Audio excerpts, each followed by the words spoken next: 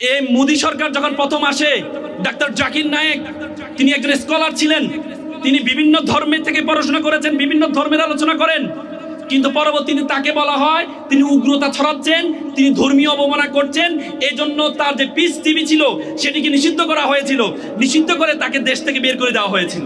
আর সে জাকির নায়েক ভারত যখন যেটি করেছেন, আমাদের যিনি চলে গেলেন আমাদের আপা, তিনিও সেটা করেছেন। তিনি আমাদের পিস টিভি, পিস স্কুল যেগুলো ছিল সেগুলোকে নিষিদ্ধ করেছেন এবং ডাক্তার জাকির নায়েককে বাংলাদেশে আসার জন্য উনি বাধা প্রদান করেছেন, বাংলাদেশও নিষিদ্ধ করেছিলেন। আজকে নতুন বাংলাদেশ পাওয়ার পরে যখন ওনাকে ইনভাইট করা হলো, তখন আমাদের পার্শ্ববর্তী দাদারা গা জ্বলা শুরু হয়েছে। ওনারা বলেছে উনি নাকি ওয়ান্টেড পারসন, উনি নাকি টেররিস্ট, ওনাকে নাকি ইন্ডিয়ার হাতে তুলে দেওয়ার জন্য। বাবা রে বাবা, তা আমাদের ওয়ান্টেড পারসন, আমাদের টেররিস্টকে কেন আপনি রাষ্ট্রীয় মর্যাদা দিয়ে এত আরাম করে রেখেছেন?